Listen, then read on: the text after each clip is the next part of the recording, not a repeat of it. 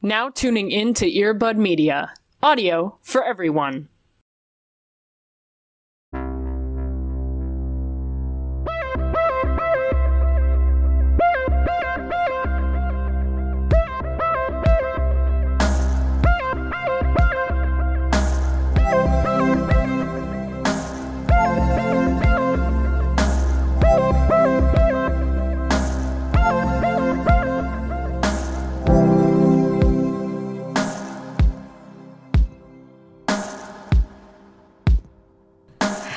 I'm in it to fucking win it. Oh no.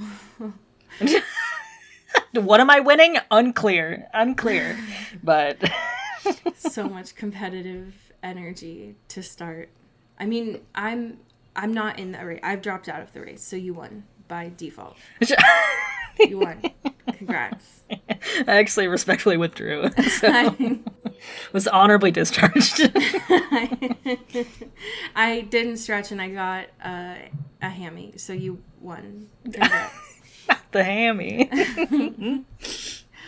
I didn't have enough bananas beforehand. Congrats, you won. God. Fair enough. I'll take it. A dub's a dub. I fucking found out this week that growing pains aren't real and that growing isn't supposed to hurt. And I just want to say my whole life is a goddamn lie. And I've never known a day without pain. And that fucking, I would like a return.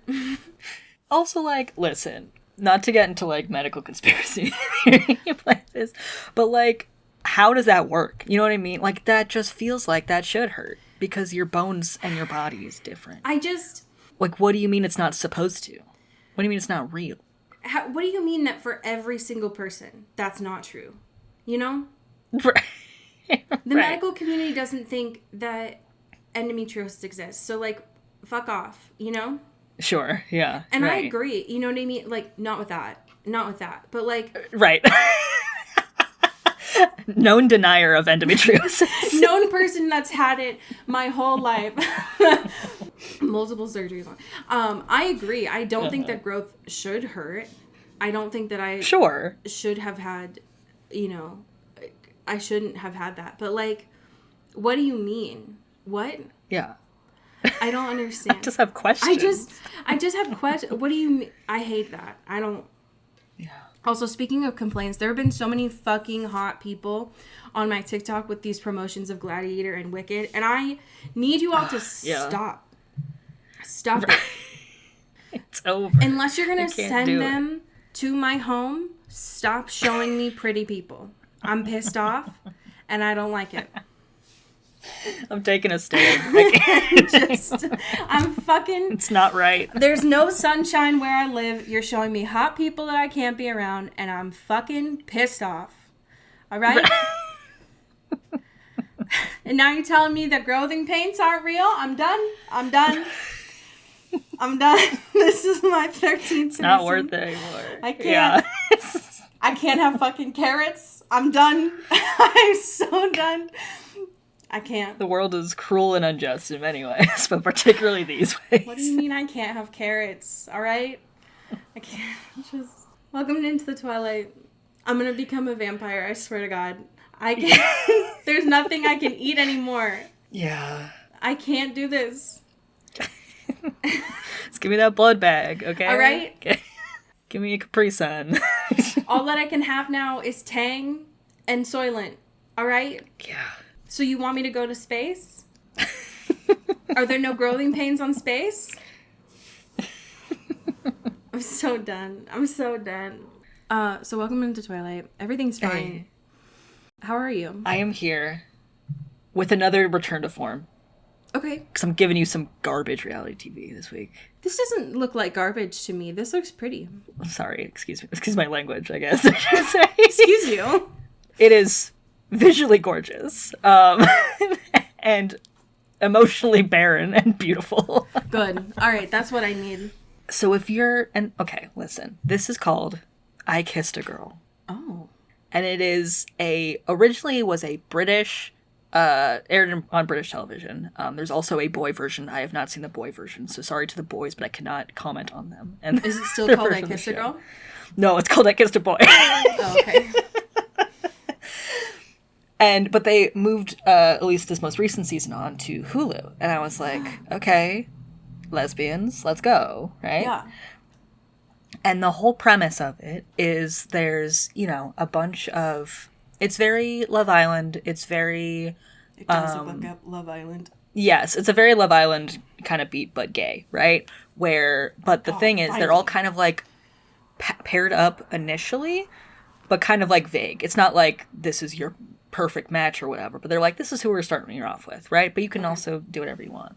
But when they meet each other, these couples meet each other, they have to kiss each other first. They don't know their names. They don't talk to them. They just give a big old smooch. And see the vibes from there. And it's a wild game mechanic, right? Because after that, it's like nothing's like set in stone, but like people will go on dates. People will like talk to other people in the house. Of course, a la like a Love Island or a Bachelor in Paradise. They'll bring new sexy singles in on an uneven number. So it's like, oh no, are they going to stick with their person or are they going to go for the new girl, right? Yeah. And it's wild and messy and gay, which I love, of course. But what is truly most like horrific in a beautiful way about this is that how they decide if they want to like continue the relationship and stuff, or like eliminate someone, is they stand, much like this photo, back to back. And the host, who I cannot stress enough, is Kylie Minogue's sister for some reason. Stop. So that's great. Whose name is Danny with 2 N's and 2 I's. That's really important. Okay. And she's like, okay, if you guys want to give your kiss to each other, turn around and then kiss. And so that leaves a lot of opportunities for some really embarrassing and heartbreaking moments. Because on one hand, they could both turn around and kiss. On one hand, one could turn around and the other doesn't. And so they're just looking at someone's back. Oh my God. And then not choosing them because they're saving their kiss for someone else. Or they can like both not turn around and be like, this wasn't for me. We're going to try other people, right? But it's so diabolical. It's so beautiful. It breaks my brain. Oh no. Isn't that kind of, they used it on Survivor. What is it called? The Prisoner's Dilemma? Yes. Yes. It's like for smooches? But for a gay dating show where they just kiss each other. What if these people have rejection sensitivity? Yeah, no, literally. And a lot of people do in this show. Which is why, like, and it's interesting there's a lot of, like, people trying to play the game a little bit. Like, because, you know, in, like, Bachelor in Paradise, like, even if you're not, like, with the person that you, like, see something with, you're like, yeah, we'll just stay so we can have a better chance next week, right? Sure. Which is a valid way to play the game. You just, like, keep it rocking, have a good friendship, and, like, find someone else. But in this, they do not take that shit lightly, right? No. There's a moment that is burned into my brain of these two women that are in the photo. They are clearly not into it. And you can kind of tell they're like fighting all the time and they're like, but they're not really like trying anything else. So they're just kind of like in this like holding pattern. And so by the time it comes to like hey, are you going to turn around and kiss?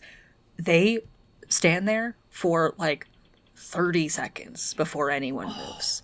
And so you think, oh, they're going to say no, right? That makes sense.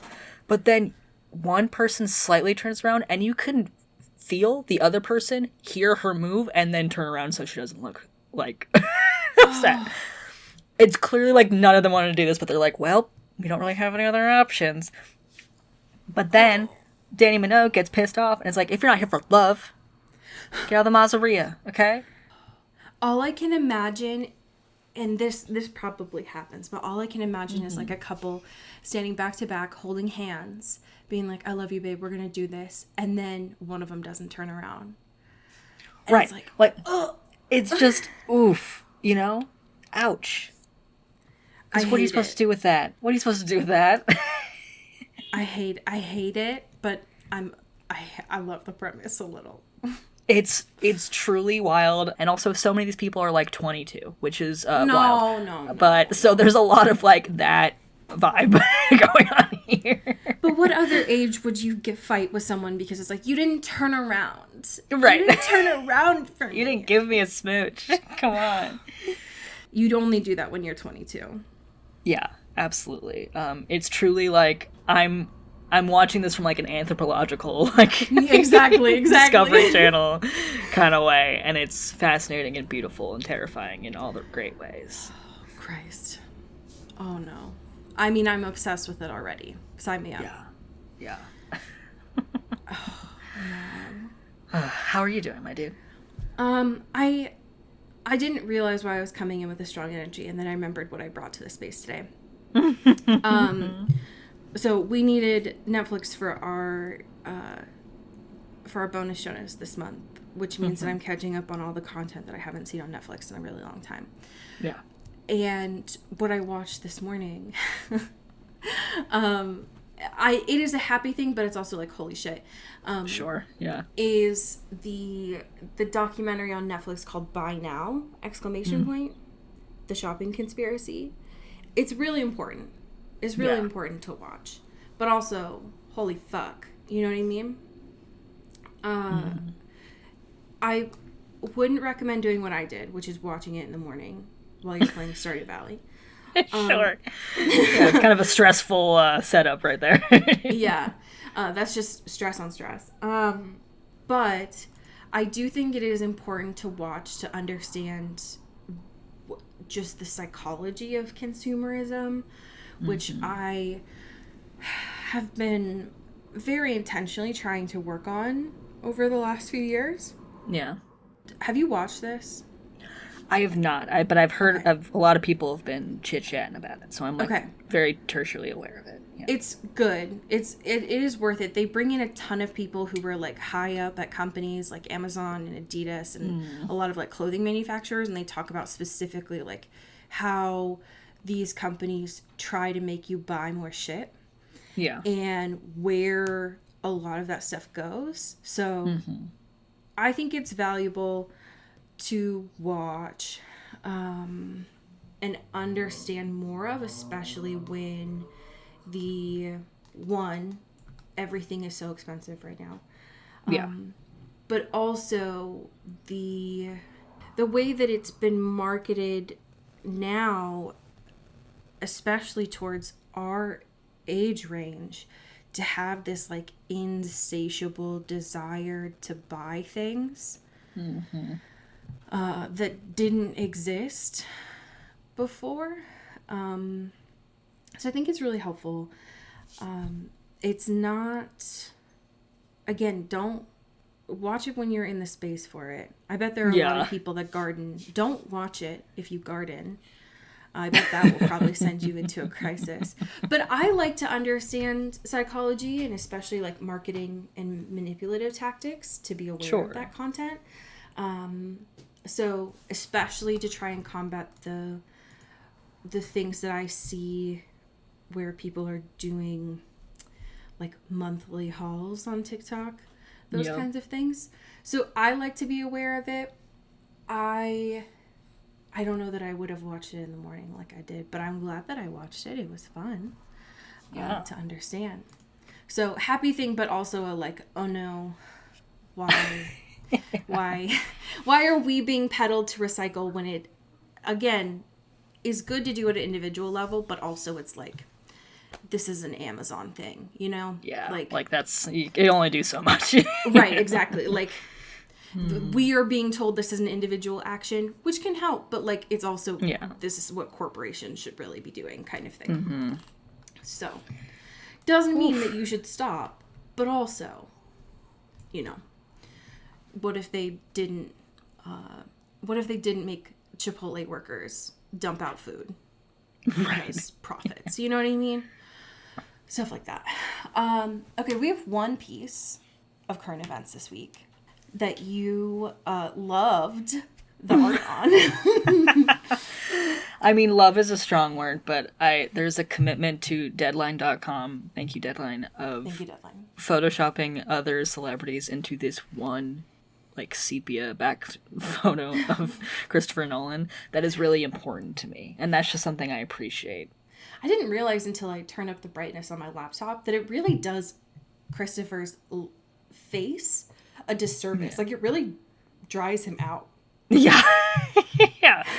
They did him a little dirty. Like, come on now. Could you tell the class about this deadline news? We got fucking our man, Robert Pattinson. Yeah. The king recently of being booked and most importantly busy. Yeah. Childcare's expensive, you know what I mean? Right. Like, get your coins, sir. Absolutely. Has joined, or is in talks at least, to join the next project from Christopher Nolan at Universal. And this, it's just such an amuse, it's such a full circle moment, right? Because Robert Pattinson gave Christopher Nolan that book of Oppenheimer speeches and was like, you'd fucking love this, my dog. Yeah. Which wasn't the book that Oppenheimer was based on, but like, part of the larger oeuvre of that existing. And now it's like, hey, buddy boy, why don't you come on in here? I couldn't fit you in with I got every male actor in the world that you know of in Oppenheimer. But this time, I got you. Let's go. Let's do it. Let's party. And this cast is wild. Like, what is already confirmed, at least, is wild. There's a lot happening with this cast. Yeah. It doesn't even say what it is. No. Per se. It's very, very vague. There's no talk of what the plot is. So that only leads me to believe that Christopher Nolan is doing the cast first and then the story. Yeah. Sir? What? Okay. I do want to say, I think we've talked about Justin Kroll before, who's brought us some deadline news. Notable relative of Nick Kroll, I have to assume. Yes, surely, yeah. But all that it says on here is that it's going to have an IMAX release in July of 2026. Okay, great. So we've got Tom and Zendaya, okay, Lupita, Anne Hathaway, Matt Damon, and now Robert. Like, what could this possibly be? What the fuck is this? What is this? This gaggle of people. I mean, one can only hope that he just did historical. Yeah. I don't want another. Don't do it again, Christopher. I need you to go wacky like you did with Tenet again. Let Robert lean into his weirdness. But you do have, I'm looking at this list, you got a couple of singers in this, Christopher. Oh are you God. Are you EGOTing? Are you trying to do a musical? Oh, that would be so cunt. Are you kidding? Because Zendaya can sing, Anne can sing, Tom can sing and dance. Robert can sing. Yeah. I don't know if Lupita can sing. And I Matt feel like that's likely. She has to. And then Matt's there. I'm gonna say it's a musical. Hell yeah. We're placing our bets. Yeah. Why not? With the budget that Christopher gets, and it's a summer release. Mm-hmm. He saw Barbie and he was like, damn it, I should have done that. Yeah. That's what I'm doing. I'm doing it. I'm putting my stake down. He's doing a musical. I would want nothing more. So that's all I can hope for. So watch this space if I'm right. You know what I mean? Yeah. If it comes out, then fucking buy a lotto ticket or something. I don't know. I made the mistake last night when I was watching this episode. I was like, damn, I sat down and pressed play on Peacock and I was like, I don't remember the fuck anything happened last episode with Dangerous Liaisons. And then the previously happened and I was like, oh my god, fucking everything happened last week. Yeah. What am I talking about? This was the 2-hour episode. How can I forget? Yeah. So that was really helpful to remember. Mm-hmm. I would love to know how all my children did. God. Talk about these children. Yeah. And their issues. Let's talk about these children. God, I just Bonnie. Listen. Every time, and we'll get to it, but she just can't catch a fucking break out here. They finally said it though. yeah, they did acknowledge it, which I did appreciate, of like being like, hey girl, I notice you're kind of the scapegoat for everything. How about we just leave her alone for a little bit? She needs to cool off. I don't think she wants to hang out with us. Rightfully so, because we keep asking her to do shit and then never doing anything for her ever in our lives. All I want, and maybe this is the reason why. Yeah. Maybe this is the reason why Bonnie's character gets killed off, is because she does become the big bad. Yeah. It's all I want at this point. I want Bonnie to go Super Saiyan and knock this town off the map. I would follow her with a sword to do that. Like, I need her to get justice. I need her to, or revenge, even better. You 100%. Know, and just be like, just be petty, girl. Fuck it. Fuck these fools and vampires who have never respected you or your culture. or your ancestors. Ancestry. I need you to wipe them off the map, please. Yeah, that would make everything so much better for me personally in this viewing experience. Please, God. And I would support you and salute you in the process. And honestly, I'm so glad that you brought this up from the jump, because it made not only the end of this episode hard to watch, to see that Bonnie lost another family member. Like, come on.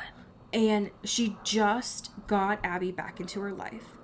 But they say multiple times, like at least twice in this episode, that you can't be a witch and a vampire.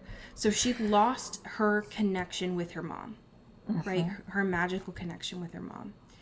But to find out that Esther, the way that she has been using magic, this, granted, she's been dead for 1,000 years, but like the way that she was using it before and the way that she has been using it now is tapping into Bonnie's bloodline. Never forget, Bonnie, a black woman, her magical bloodline. Yep. Her ancestors. What the fuck is that? It's so nasty. Like, it's genuinely diabolical. Like, it's what? Yeah. There's some things that I feel like the writers try to do where I try to give them the benefit of the doubt of like, oh, maybe they're doing this to make a point, like with Caroline and her dad, right? Like, this is very obviously like a cultural critique. That was not. No. That was a choice. Yeah. It made me want to rip my skin off, because what do you mean that Esther was like, oh no, this is fine. I was best friends with your ancestor. Ugh, right. what? So, like, we're all good. Like, what? Huh? Excuse me? How were her ancestors even letting her on the property? What? Yeah. Makes sense. Yes, that's nasty work. It was just so hard to watch, and I don't like Esther. I think I like watching Esther's character because she's nasty, and I think that that's interesting. Yeah. But like, it just ripped me out of the moment. Yeah. I don't like it. Just like the worst, the worst family ever. The worst, like, all these figures are. They're all so bad. Yeah. And sometimes it's interesting to watch. Like, there were some moments this episode where I was like, oh yeah, sometimes I forget that you're all like really bad people, because the actors make this funny. But then they do shit like that, and it's like, all right. Yike. Yeah. No, thank you. Every time I see Finn, I'm like, why are you at the hip of your mom? It's weird. Yeah. I don't like you. Grow up. Grow up. Go die. You're weird. Yeah.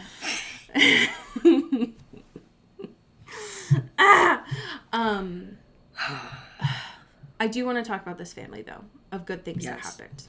Yes. Seeing when Rebecca came back into the house and Cole was like,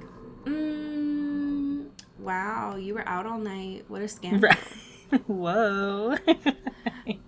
Like, Elijah's always been my favorite because he's Elijah, obviously. Yeah. But Cole, he's next up there for me. Yeah, Cole is really bringing the heat in certain areas, and I do appreciate that. And I respect him for the energy that he brings to the space. Yeah. Rebecca in this episode is so wild because like just this episode starting, right? And Elena's like, fuck, both of my boyfriends are mad at me. Like, what do I do? No one's answering my phone calls, blah, blah, blah, blah. And Damon fully still like mid-dick appointment with Rebecca right now. Finally answers after like 40 times. She's trying to call him. And he's like, no, I'm good. I'm over it. I'm fully processed. I'm not mad at you. I'm good. I'm not mad at you. It's just me. I'm just doing what I do, baby. Elena, why do you think everything that I do is about you? Right. Yeah. What if I sabotage myself for me? You know? Have you ever thought about that? You ever thought about that? And she's like outside the door. Is like, hey, can you just fucking like, you know? He opens the door. Becca's leaving, being like, "Hi, nice to see you. Thank you so much for having booty call with me. It was an honor and a pleasure. We'll see if we can do it again, but who knows?" She turns her iPhone around, and it's like a fucking tip calculator. Yeah. If you can just do this before I leave, that'd be great. Literally, and opens the door. Elena's outside and is like, oh. Like very Sabrina Breyer. Oh, okay. Cool. The woman who tried to murder me 48 hours ago. Awesome. Love this. This is cool. This is a great pivot. Love this for you, Damon. I love this moment too because I know as Elena's driving back, she's like, these motherfuckers, both these people have pissed me off. I own their house. Why are they here? Like, they don't even deserve to live here. I own this house. What the fuck? Right. And she's right for that, actually. Yeah, no, she's fully right. Like, these boys are acting silly, acting a fool. She's just like, I'm trying not to die here. Can we just focus on that? I thought that was what we were all here doing. Rebecca, this episode reminded me a lot of the way Rosalie was before Bella got pregnant. Where it was like, girl, can y'all just work it out in the remix? Like, this is so annoying. Literally. Also, like, we said it last week, or maybe a couple weeks ago, but the Elena-Rebecca chemistry is still astronomical. Oh, 100%. When she kidnaps her. Oh my god. Talk about coded, first of all. But also, like, she's like, I don't get it. Like, everyone's just willing to bend over backwards to, like, save you and make sure you don't die. And it's, like, so annoying. Like, it's so annoying to me. But also, that means you're really easy to be, like, a hostage. So, you get to hang out with me. It's like, are y'all gonna kiss right now? There was, like, I think it was the second match that Rebecca had. And Elena kept walking closer to her. And I was like, I think you're gonna kiss right now. Right. Rebecca, you keep threatening to set Elena on fire, but I know you're not going to do it. I know you're not going to do it, actually. Right. So, like, listen to your heart, you know? Open up your heart to love. Just smooch, please. Yeah. Come on. It's now. really annoying, actually, right. that you don't do it. Yeah. I would like to see it, and I think you would too. So. I think that you would be better off if you just got that tension out, actually. Yeah. Just see what's on the other side, you know? No, I appreciated it very much. And there was another thing I wanted to say about Rebecca, but I don't remember now. I think it was just that there was a moment where she was telling Elena in the cave, she was like, you think you're so fucking tough. I'm going to put all this gasoline on you. And when Elena finally got close enough to her, she was like, I never said I was tough. So good. First of all, actually. Which is very true about Elena. Like, Elena's very strong. She's not tough, though. Right. That's an important distinction to make. Very, very strong difference when it comes to her character.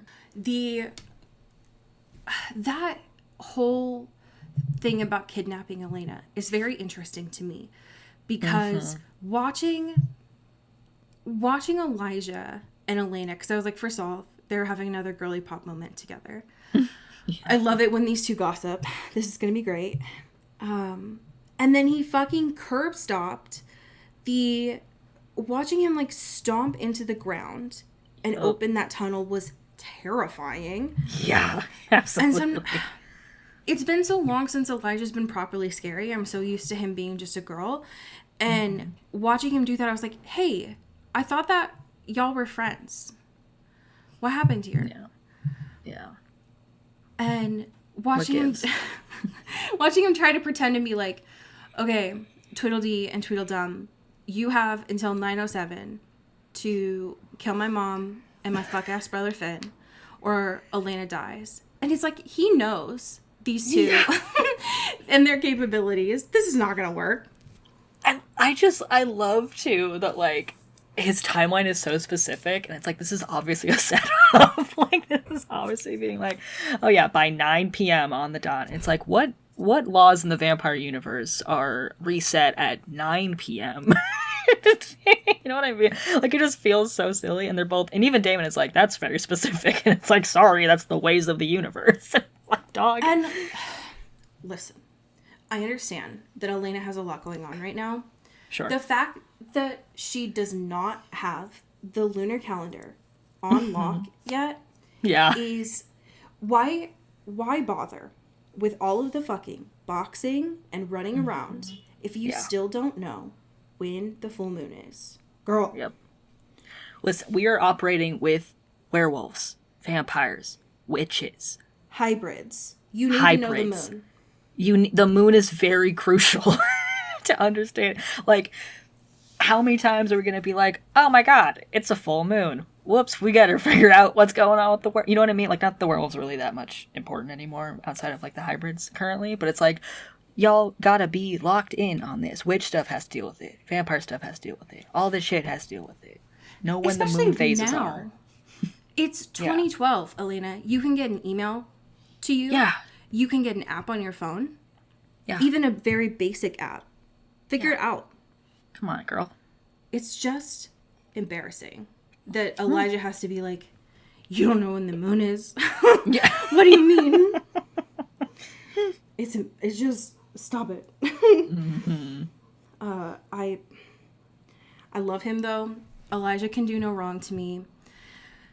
And even when he's bad, I care about him too much.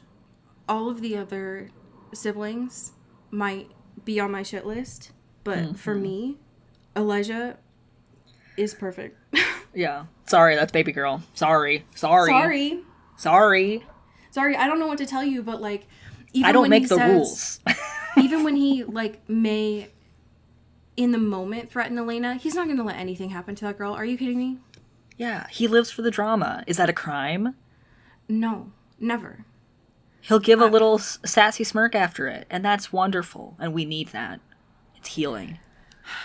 Speaking of drama, the fact that this episode started with a needle drop from the Civil Wars, I knew I was in trouble. Yeah. I knew I was a goner. We're going to push some buttons here. That's so... Not only is it very appropriate for 2012, and I still mourn the loss of their breakup every day, but to do that and have it be juxtaposed with Elena and Stefan who's journaling again, I'm in trouble. Yeah. This man in a diary is very dangerous. That's a combination that is for real. Also, he's sober. We find out this episode. Yeah. That's not good. I mean, it is, but like... Right, yeah. He's... like, technically it's good, but also, technically like, it's good, logistically... that means... hasn't backfired in the past before. That means he's trying to feel his emotions. We're in danger. Yeah. We do not want this man showing emotions. Yeah, that's somehow worse, actually. Yeah. Yeah. Be a man and keep those away. Locked up, baby. And right now he is, because he's putting them in his Of course. journal. Yeah. And just throwing it into the river. Like, all right, that's enough. Processed. It is, it's very interesting to see the way that him and Damon talk about Elena this episode in a very like, well, fine, then neither one of us gets her kind of way. Yeah. and trying to pretend like it doesn't matter to either of them. Because neither of you are subtle. No. It's it's just not even an effective truce, right? It's just like, these guys are so full of shit and are like, no, I'm good if you're good. Like, if just neither of us want to go there, like, that's fucking sick. But also, in the back of my mind, being like, but, like, best man wins, though, right? Like, for sure, though. But, like, nah, we're not gonna do it unless. But, like, no, unless. It's like, fucking grow up. Have a conversation. And also, we're gonna leave it to a coin flip. The fucking coin toss. So fucking... I hate these men. I hate them. I'm so done with these two. This is a fucking game to you? Because it sure seems like it. Yeah. Y'all are trying to make it seem way too casual, and it's not. It's not casual to me. God. Yeah. And to find out at the end that the coin didn't even matter. And Damon was like, well, whatever. She was going to hate me anyways. It's like, you motherfucker. Yeah. You pissed me off so much. I'm so done with you. Because I was under the impression with where they parked that it was like who was going to go save her. Saving Elena. And that was what she was going to be annoyed about, not which one of us is going to go change Abby. Right. And that is what Elena's going to hate us for forever. Yeah. God damn it.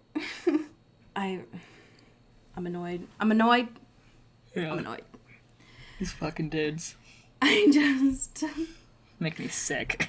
I remember what I was going to tell you about with Rebecca now. This was more sexual tension with them, but it also reminded me of James and Bella, and that was when Rebecca was filming Elena. Oh, yes. She did it a couple times, and I was like, girl, hello? What are you doing this for? Who is this for? It's just for your private collection? Like, what is this? What are you... Yeah, we don't see you sending this to anyone. Right. Because why would you have service down here? So, hello? Yeah. Curious. And we do see them come in handy later on at the end of the episode, which was confusing to me. Yeah. The oak tree 2.0. Right, the squeakquel. That seems important to them, and it was not clear to me why, but okay, sure. Yeah, like, it's... obviously the tree is important, but it's like, it feels like we should know more than we do, and it feels just very like, oh yeah, it could be really bad, ooh, and it's like, okay. Care to elaborate? It's like, for why? It seemed very important to Rebecca and to Klaus, and the stakes were not clear to me, other than what we already knew about the tree in that time. But okay, sure. Yeah. How are you as a 1,000-year-old vampire scared of a tree? I just have questions. Yeah. I just have questions. Especially when, how is that more scary than the daggers that we continue to see? Yeah. And that like impacted them this episode. So what is a tree... Yeah. Those feel like more immediate threats, for sure. Like, hello? How is that scarier than what you are currently dealing with in the moment? Yeah. I don't... Other than it just being like, now we have more knives in play. Right. Yeah. Which, sure, but like, is that it? Is it just that there's more of them? Yeah, it's just like an aesthetic choice they're making now. They actually don't have any, there's not anything big bad about them. They're just like, cool. And add to the lore. They just look sick. Yeah, maybe it is just it's just a policy choice. They just don't like those trees and they don't want more of them being planted. That's all. Yeah, maybe like goes back to like a really like, antiquated, like, city council fight they had, you know, back in the day, being like... Yeah, they're like, these are not native, so you're not native to this area. Yeah, it's gonna do worse things for the ecosystem here, and we're gonna have to... But it's like bringing palm trees into California. It's not sustainable. We can't be doing this. And they're just like, sorry, it looks cool. It's a big white tree. Sorry. Like, it's just overruled, outvoted. Sorry, Klaus. You might be right, but you're annoying, so overruled. Yeah. Bye. Yeah, he's just holding a just 100-year-old grudge about, like, the ecology of this town. That would be funny if it's like the one time he's right, but it's like everything else you said is wrong. Right. Evil, it doesn't make up for the fact that you're a fascist, so. So we have to ignore you on principle. Yeah. Actually. Oh, damn it. Damn it, Klaus. I did think that part was interesting where I think it was Cole was the first one to get stabbed. Mm-hmm. And now that they're all connected, they all went down. Yep. Mm-hmm. So I didn't mind that. I also was curious about your thoughts on the interaction between Klaus and Damon, because Klaus looked like he might have actually killed Damon in that moment. Yeah, I was a little spooked, to be honest. I was a little like, whoa, Nelly. It was Damon bringing up his mom felt like the first time Damon's done something that like properly crossed the line, and he was like, absolutely not, you gotta go. Like, the vitriol was so immediate and so much. Like, I think it's, you're right. It's like the first time he's like properly hit a nerve, where Klaus has felt very like unpenetrable emotionally. And like, it makes you think like, is Damon gonna fuck his mom? He's got it, right? Like, that's gonna be the thing. Right? Like, the way he says, like, you didn't know I was good friends with your mommy. Hello? You know Damon has a thing for older women. Yeah, like, the stars are aligned here.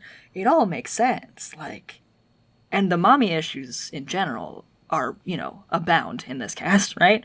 So, like, it makes sense. Is that going to be what kills him? Klaus gets so mad that Damon fucks his mom. I'm curious, because they did say at the end of this that, like, Finn and Esther dipped. Mm-hmm. And I don't know where they went. But I would be curious in that scenario, because it did feel only natural. Like, that was the next thing that Damon was like, what do I really do to piss this guy off? Right. But I don't know. Fuck every single family member you have. I don't know who would be the first to kill him in that moment, though. Yeah. If it would be Klaus or Finn. Right. Because they both have weird things with Esther. But it did... I mean, you don't tell Damon what you don't like, because he's immediately gonna go for it there. Yeah. He's like, oh, that's for me, actually. You said I can't go in there, but so that means I must. I have to. Exactly. Especially when it felt like at the end conversation between Stefan and Damon. Mm-hmm. Stefan doing the whole, like, I love her, and Damon being like, yeah, I mean, so do I. But, like, it's chill. It's good. Yeah, I mean, she just didn't want me, and it's, like, it's totally fine, because, like, it's so for the best or whatever. I thought I'd be able to win her from you fair or square, but, like, it's fine. It's, like, totally, I'm fine, can't you tell? Like, I'm so fine. Don't I look really good and well-adjusted right now? These two are so fucked up, because, like, what do you mean that you're just talking? I mean, I don't mind that these two are having a conversation about it, but, like, what do you mean you're just talking about this? What? Yeah. Sure, fine, okay. I was unsure if, given the way that they started this episode with Stefan writing, I was unsure who the letter was from at first. Yeah. On Elena's bed. So I was very excited to see that it was from Elijah. Hooey. The thing that I thought was interesting is I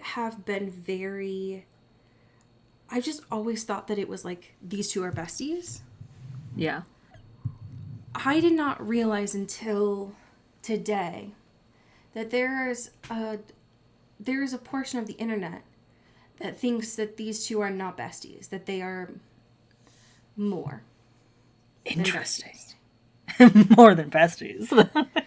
The next level. They are next level besties, in fact. Interesting. And which was interesting to me. And I think that it seems like this may have started earlier than this. Yeah. But it seems like there is a portion of the internet that the always and forever bit may have set off some flames there. I can see that. Yeah. I see a universe in which that is, because I did get a little bit of those vibes of like, is this like, welcome new bombshell into the villa, Elijah, for Elena's heart, you know? But I guess maybe we were too laser focused on them queening out together that we didn't even think of the possibility of queening out for love. Right. Didn't even consider. I think that for me, that if any of those vibes do exist, it is solely because there was the original doppelganger, TM, that he sees in her. Yeah. Totally. It kind of is like when Damon first saw Elena early in the show of like, I just like being around you because it reminds me of my past kind of thing. Yes, right. But whereas Damon couldn't stop that, right? Like that, there wasn't a line there. I think Elijah was just comfortable with like staying in that space. Of for like, sure. This is just nostalgic for me. And I want to queen out with you, like a bestie. Yeah. That's the vibe I got. If there was any time that I saw that flicker, now that we know that there was an original doppelganger. Yeah. I never felt like it was there could have been a past there. But I get why people, I get it. I get why people were doing that. I won't yuck someone's yum. No, especially not with how pretty the both of them are. Sure, I get it. Yeah, exactly. They're gorgeous. Yeah. I would love to know, there were brief moments with them, so I would love to know your opinions about Caroline this episode. Yeah. I don't like that they're going to make me end up liking the Caroline Klaus thing. Like, I feel it happening. I feel them planting the seeds. I don't like it because there is something, they're playing into like the very obvious like chase, right, about it, and like the long game, you know, which is always fun and compelling, whatever, as a trope. And even too of like Caroline being like, I'm like too smart and cool to like hang out with you or like fall for your tricks and be compelled by you. So like you got to step your pussy up, okay? If you want to like try to get on this ride, which I love, and it's giving her like fun little moments. But it's like, could it be with anyone else? So, like Caroline needs to focus on herself. She's been going through a lot. She's got a lot of recent trauma. Yes. And a lot of bad boys in her life that have not taken care of her in the way that she needs and deserves. And so it's like, you can have a little fun, girl. I'm not ever gonna, hate you for doing that, but maybe just like chill. Maybe just don't. Just take a step back. I 100% agree. I am not opposed to a story trying to provide complex characters. Sure. Everyone in this show right now is a complex character. Right. Specifically this, like, the main three in here. I mean, fuck. Like, I have said things about Stefan and Damon. Those two are not good characters. Like, those are not good people, right? Yeah, sure. I feel like, though, my line, and I can say, like, oh, Damon does things that I think are really sweet, while still being like, that is absolutely not someone that I would keep in my life. Like, I would not in my life, I would not be around Stefan or Damon. I think it's hard for me, though. Like, my line is Klaus. Like, and I would say, honestly, like, my line is all the originals. Like, I think that I can enjoy them because I think what the actors do is interesting with these characters. Mm-hmm. But I don't know that... No, I do know. I don't want Klaus to be humanized. Yeah. I'm not interested in that. And I want more for Caroline than that. Oh, absolutely. I see what the writers are trying to do. They think he is a bad boy, but that's not true. He is a villain. Capital V villain. They're like, what if honestly, what it reminds me of is when they paired Phoebe with Cole and Charm. It's like, what if we match her with the literal devil? Yeah. Like, yep. not a demon, right? The literal devil, Satan. And it's like, I'm not, that was, no. No. Come on now. No. I don't know that I need another Satan humanized, actually. Yeah. Yeah. Thank you, though. I will say this was such a small part of this episode that I forgot about it until I was looking at my notes this morning. Rick is back. And out of the hospital. He's back in action. And is dry swallowing aspirin, even though he's in the kitchen near water, which is such a... What the fuck? Like, sometimes it feels like Rick tortures himself in inconvenient ways that he does not need to. Sometimes you can be a tortured man and not add extra layers. Yeah, like, you want someone to be like, oh my god, if you even care, you know what I mean? It's like, fucking just stop. No, Rick is definitely the kind of person that's like, oh, I'm so busy I didn't even eat lunch today. And it's like, Rick, come on, your school provides you free lunch. Like, shut up. Right. You work in school. Now. Like, you're making this force on purpose, and I see it. Like, all right. I'm confused because it's felt very clear to me so far that Meredith was a red herring. So why did she shoot him in the face? You know? Hello? Like, if they're just going with the easier thing, which is like, ooh, it was her the whole time. It's like, okay, then that was a waste of all of our time, right? Like, that was just like... Why would you choose the most obvious option? Right. Like, okay, congrats. You fulfilled a very obvious plot line. Why did we drag it out 4 or 5 episodes? Yeah. If that was just gonna be it. Hello? Like, okay, sure. But that was pretty cunt, though, to just have it, like, hard stop after that. Like, just being like, oh, you weren't supposed to see that. Like, whoa, okay, all right, fuck, like, jeez. Didn't know you played like that. All right. You just got out of the hospital. Let me put you back in. All right. I'm the medical examiner. I can do whatever I want. Did she at least check to see, like, take his ring off? Or is he going to come back alive? You know? I do love, that's actually kind of a beautiful thought experiment, though, of, like, what if they have, like, a sick psychosexual relationship where she's just really turned on by killing him and then bringing him back to life and helping him with her medical prowess? Oh, it's like a fucking Munchausen kind of thing? Yeah, uh-huh. Yeah. Oh, no. Yeah. Oh, Rick. Oh, Rick. And Rick is the perfect candidate for that kind of behavior. Oh, no, Rick. This man wants to die all the time. You're saying you can also get sexual pleasure from that? It's over. It's over. Oh, buddy. Oh, no. And to be taken care of? Come on now. Oh, no. We're never going to see Rick again. Oh, that reminds me, too. There was a really funny moment, I think pretty early in the episode, where we found out Elena had, like, just enough time to, like, either call or text Rick about Damon sleeping with Rebecca. So good.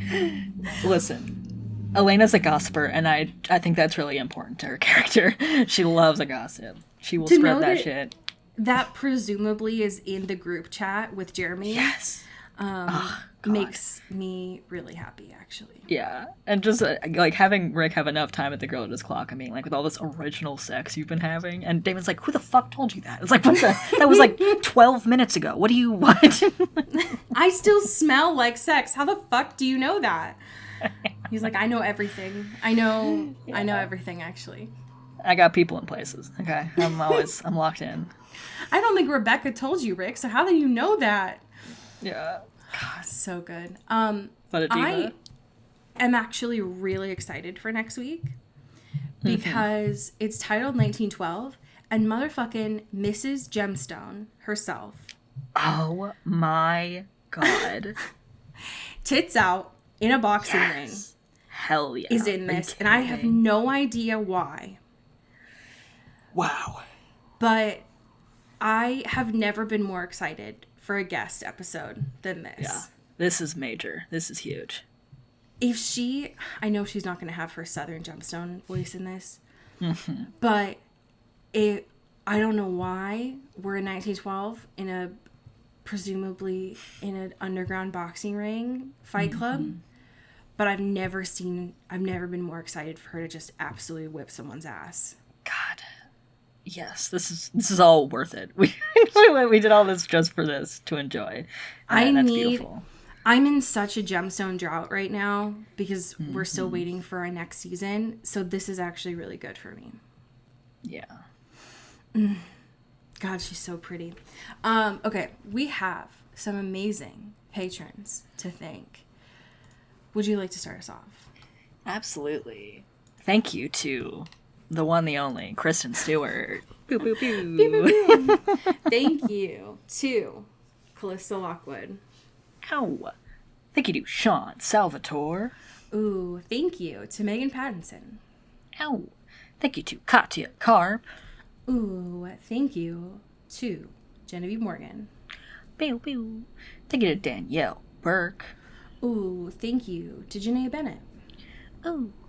Thank you to Sophia Salinger. Ooh, thank you to Dan Zeklos. Ow. Thank you to Emily Ozera. Ooh, and last but certainly not least, thank you to Jaylene Ivishkov. Pew, pew, pew. I have a fanfiction for you. I just looked at the author's name. This is a fanfiction by the author Turtle_Goose. Love. It is titled The Truth is Plain to See, and the summary is Elijah lies to himself. And this is an AU from this episode. Beautiful. He isn't thinking of running away from her. This is a lie. He is strong enough to face her. This is a lie.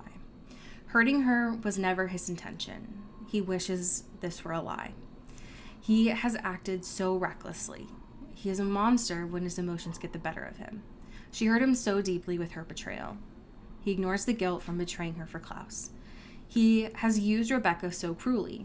He wants to blame Rebecca for this, but can't. Elena could have died. He nearly killed her. She lies in the hospital bed, so weak and fragile. He sees her hand limp against the cave floor and his mind screams. Her face is so pale. Her unmoving body, with the blood still trickling from her neck, strikes a fear in his heart he's never known. The bandage on her neck pains him like salt in a wound. He no longer believes in miracles, yet she still lives. Her eyes open, and he knows he can face her. This is a lie. End scene. Damn. Okay, introspective Elijah. Okay. So apparently, this is a thing that a lot of people on AO3 are all right. Okay. I see it now. Yeah, I see the vision. There's apparently a community of this besides just two queens queening out. So all right. Yeah. I will say for next episode, I am very curious now that all of the originals have scattered to the wind. Mm-hmm. Where are they going now? I'm curious. Yeah. But we will see after this very exciting boxing match that we have next week. Yeah, oh my goodness. So you have an amazing documentary and a kissing show to watch. So please enjoy. Tell your friends about the show. And as we say here in the Pacific Northwest, get bit. Ooh. Ow. Into the Twilight is an Earbud Media production. You can follow us on Twitter at Into the Twilight or on TikTok at Into the Twilight Show. You can find me at Cody Corral on Twitter and Allie at Alexandria Does. And you can support us on Patreon at patreon.com/Into the Twilight. We have merch, so much stuff. All those links are in the episode description. And make sure to rate and review us on your favorite podcast hosting platform. It really helps the show. Thanks. Bye. You've been listening to Earbud Media Production. Earbud Media, audio for everyone.